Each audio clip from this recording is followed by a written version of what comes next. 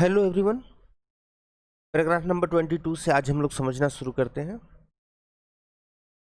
इससे पहले वाले पैराग्राफ में गांधी जी ने हमें बताया है कि जो पश्चिमी सभ्यता है उनकी सभ्यता में जो अच्छाइयाँ हैं उन अच्छाइयों को हम लोग अपना सकते हैं, लेकिन इसका मतलब बिल्कुल यह नहीं है कि उनकी सभ्यता में जो कमियां हैं, जो खामियां हैं, उनके साथ पश्चिमी सभ्यता वाले लोग कंटिन्यू करें।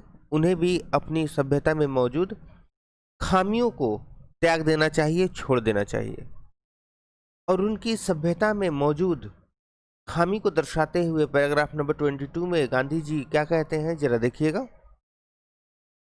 द इंसेसेंट मतलब होता है लगातार। इंसेसेंट मतलब लगातार, कोई भी काम जो हम लगातार करते रहते हैं। सर्च मतलब जब पता ही है आप लोगों को। मटेरियल मतलब भौतिक, और कंफर्ट मतलब हो जाता है आराम।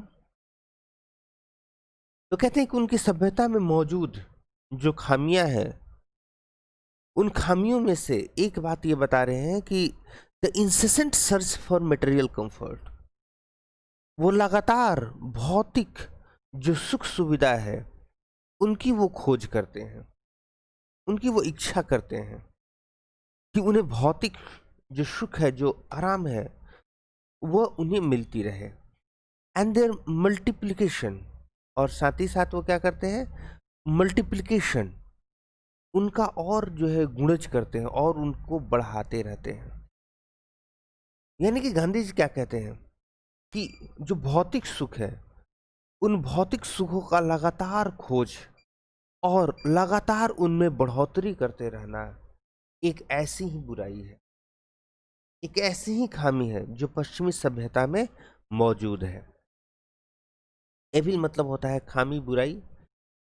सच एन एविल, एक ऐसी ही खामी है जो कि पश्चिमी सभ्यता में मौजूद है, और पश्चिमी सभ्यता वाले लोगों को इन्हें त्याग देना चाहिए। आगे गांधी जी क्या कहते हैं, I make bold to say that. Bold, make bold मतलब होता है साहस करना। I make bold to say that, मैं कहने की साहस करता हूं कि the Europeans themselves will have to remodel। Remodel मतलब होता है फिर से आकार प्रदान करना। their outlook, आउटलुक मतलब होता है दृष्टिकोण। आउटलुक बड़ा ही इंपॉर्टेंट वर्ड है, इससे आप लोग याद रखें तो बेहतर होगा। कॉम्पिटिटिव एग्जामिनेशंस में बहुत ज़्यादा ये जो है यूज किया जाता है, पूछा जाता है। उनके जो पैराग्राफ्स होते हैं उनमें ये फ्रिक्वेंटली ये वर्ड यूज किया जाता है। आउटलुक, आउटलुक मतलब हो गया दृष्टिकोण। तो गांधी जी किस बात को कहने की साहस करते हैं, तो गांधी जी कहते हैं कि Europeans themselves will have to remodel their outlook. जो यूरोपियंस हैं उन्हें स्वयं ही अपनी दृष्टिकोण को फिर से तैयार करना पड़ेगा, फिर से बनाना पड़ेगा। इफ, यदि, they are not to perish, perish मतलब होता है नष्ट होना। नहीं, इसको भी याद रखिएगा, बड़ा इंपॉर्टेंट ये वर्ड है कॉम्पिटिटिव एग्जामिनेशंस के लिए।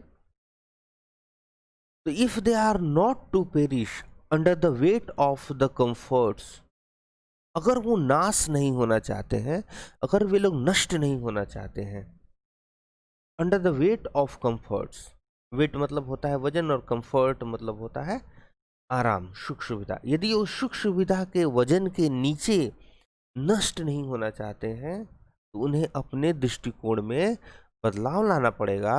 तो विच दे आर बिकमिंग स्लेव्स, जिसका वे लोग गुलाम बनते जा रहे हैं, जिस सुख सुविधा का वे लोग गुलाम बनते जा रहे हैं, यदि वे उस सुख सुविधा के नीचे दब करके नष्ट नहीं होना चाहते हैं, तो गांधी जी कहते हैं कि मैं यह कहने की साहस करता हूं कि यूरोपियंस को खुद अपने दृष्टिकोण को फिर से बदलना पड़ेगा, फिर से तैयार करना पड़ेगा।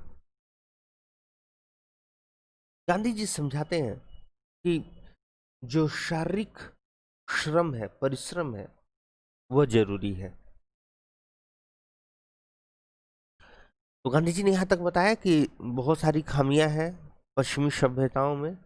उन खामियों में से एक खामी क्या है कि लगातार वे लोग जो है वो भौतिक सुख के पीछे भागते हैं और वो उसको और बढ़ाते भी रहते हैं। यदि वो नष्ट नहीं होना चाहते हैं तो ये जरूरी है कि वो अपने दृष्टिकोण को बदले।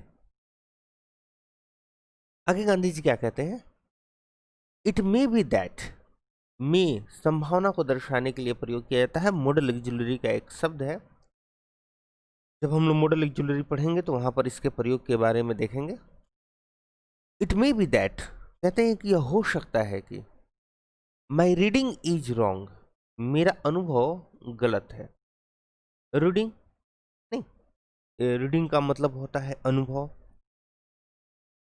जब इसका वर्ब के रूप में प्रयोग किया जाएगा तब आप लोग इसे कह सकते हैं कि पढ़ रहा है।